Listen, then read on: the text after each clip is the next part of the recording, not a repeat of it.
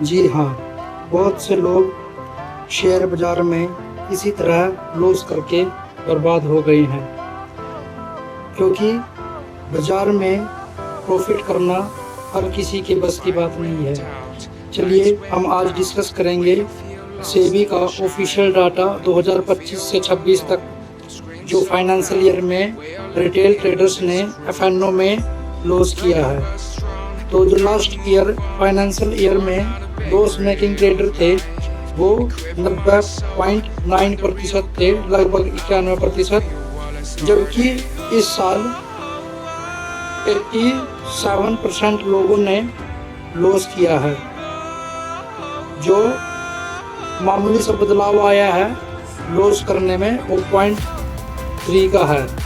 अब टोटल नुकसान की अगर हम बात करें तो 1,12,000 लाख करोड़ रुपए का टोटल नुकसान हुआ है, जबकि 91,685 करोड़ का इस फाइनेंशियल ईयर 25-26 में रिटेलर्स को एफएनओ के अंदर लॉस हुआ है।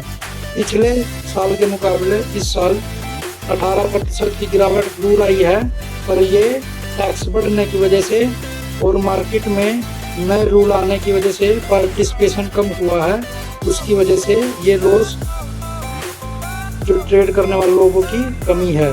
जबकि एवरेज लॉस पर ट्रेडर पिछले साल 1,14,000 रुपये था, इस साल 1,17,000 रुपये पर पर्सन एवरेज लॉस था एफएनओ के अंदर, जो नुकसान 2.4% से बढ़ गया है लास्ट ईयर के मुकाबले। जो last year active retail traders थे वो 1,06 करोड़ थे और इस बार 87.5 लाख रोड रिटेल ट्रेडर्स हैं। मतलब 18% लोगों ने एफएनओ छोड़ दिया है, क्योंकि एफएनओ में STT stamp duty brokerage charge बढ़ने के कारण जो नेट मार्जिन होता है प्रॉफिट का वो बहुत कम रह गया है और कोई चाहकर भी प्रॉफिट नहीं बना पा रहा है, क्योंकि एक ट्रेड पंच करने में ही 70 रुपये के करीब लग रहे हैं और अगर आप 3 की 3 ट्रेड भी करोगे तो भी आपके 210 रुपये सिर्फ ब्रोकरेज में चले जाएंगे। तो ये सेबी की ऑफिशियल रिपोर्ट थी जिसको हम डिस्कस कर रहे थे। जो इसमें लॉस करने वाले ट्रेडर्स हैं वो 30 साल से कम उम्र के ज़्यादा है, जिनको ये क्विक रिच स्कीम लगती है, जबकि एफएनओ ऐसा नहीं है।